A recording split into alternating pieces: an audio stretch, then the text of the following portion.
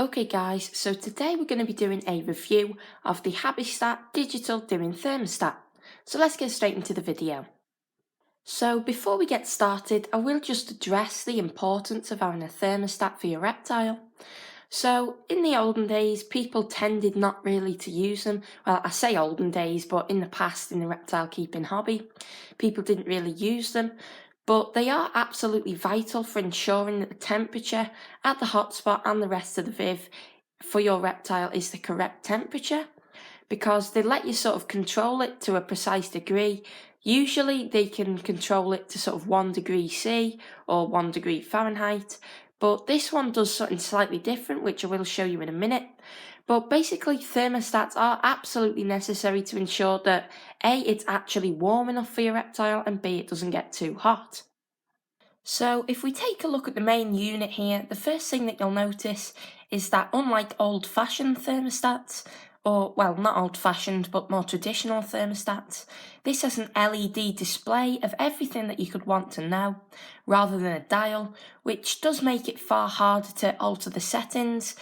And that is a good thing, not a bad thing, because with the old sort of ones that you twisted a dial to change the temperature setting, you could very easily just brush past them on the side of a viv, change them and not even notice, whereas this you actually have to press the buttons to change it.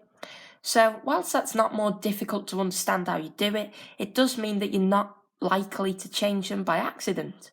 So this is a dimming thermostat, which does make it suitable for basically any type of heating element, which includes filament lamps like your halogen bulbs and your incandescent basking bulbs, because they use a filament, and turning them on and off with a usual thermostat is going to eventually burn through the filament and make them break much quicker than they would otherwise.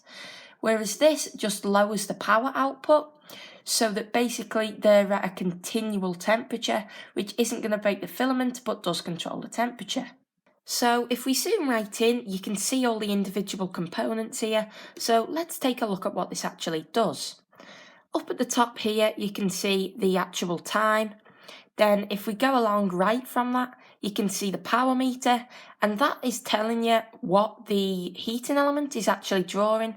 So obviously you can see that says 57%, and my heating element is a 50-watt bulb.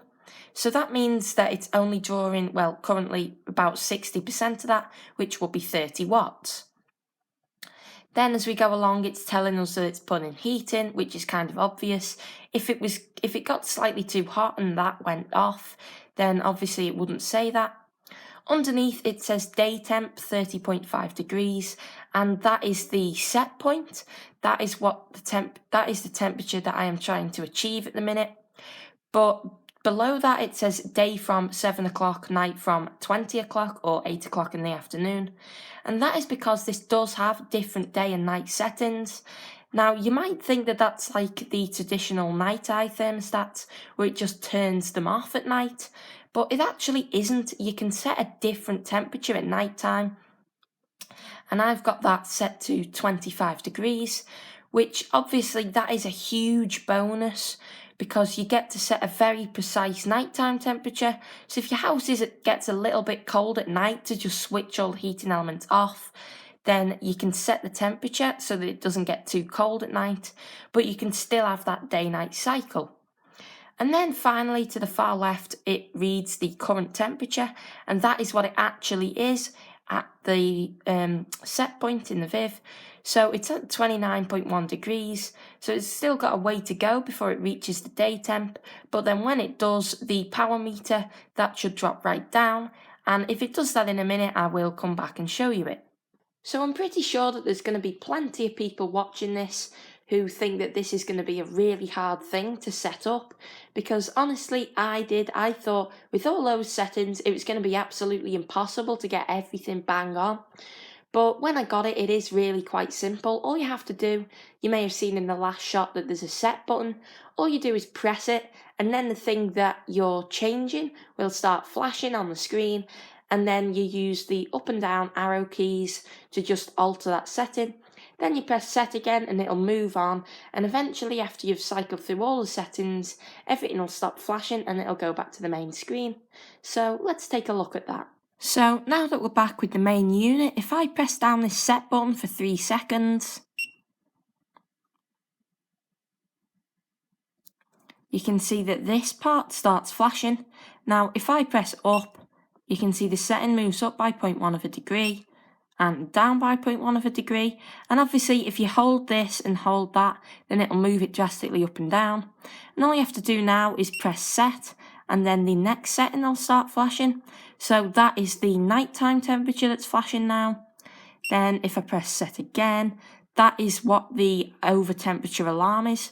So if the temperature gets 5 degrees too hot or too cold, an alarm will go off. Now you may notice that my night and day temperatures are greater than 5 degrees apart. So at the start, the alarm was going off twice a day when the night and day temperatures were changing. But you can actually turn the alarm off, which I have had to do, which is a little bit annoying because you can't change the setting more than that. And as you can see, it has returned back to the main screen because I've not pressed anything in a while.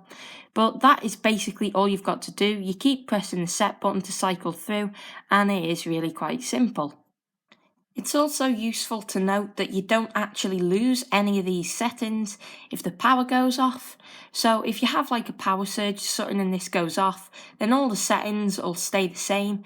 Even the time function, that doesn't, like, say it's off for half an hour, it will keep up with that. So when you turn it back on, the timer will be half an hour ahead, which is really handy because there are quite a lot of settings, and having to change them again will be quite irritating, although it is really easy. So the final feature of this thermostat that does make it really good in my opinion is that you do actually have a second socket, which you may have noticed in the past clips. Now this isn't for a second heater to be run on, it's actually for a different element. So I use this to time the lights on my leopard gecko's vivarium. So what it does is you can time it to a minimum interval of 1 minute, and it can come on and off twice a day. Now I just have this coming on once a day for a 13-hour period, and that is how long my leopard gecko's lights are on each day. But the reason why this is so good is it means that for one socket in the wall, you've got your two things, your two electricals for one vivarium, all built into this, and also the times are all synced.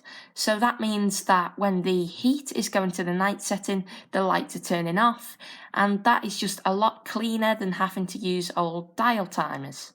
So that, guys, was a basic summary of how to use and how to set up the Habistat Digital Dimming Thermostat. Now I would say that this is probably my favourite thermostat I've ever owned. I've owned quite a few, and honestly Habistat are definitely the brand to go with. Other brands, not naming names, but I think you know the one I'm talking about, the thermostats just tend to break and they're just not reliable enough. Whereas Habistats, I've never had one break on me, and they are really good. So I would definitely recommend this. Now the only drawback to it is the cost. It is £80. Not sure what it would be in the States, but it's probably like $90 or something. So that is really expensive. But the good thing about that is that it does take up to 600 watts of appliances being plugged into it. So you could very easily install like a multi-socket thing here or here as well if you wanted to time multiple lights. And as long as you didn't go above 600 watts and the heat that you wanted in every single viv and the heating element you're using is the same, then you could actually link up loads of vivs to this. So say for example I had 4 leopard geckos all in the same size vivarium and all with the same size heating element, then I could very easily all link them up to this one heater. And obviously if I've got 4 of them, that means that I'm only paying £20 per vivarium for all of these features, which is really great. So anyway guys, I hope that you have enjoyed this video, and if you don't have a thermostat or you're looking to get one, then I would definitely give this a look. So I hope you did enjoy the video, and I'll see you in the next one. Bye guys.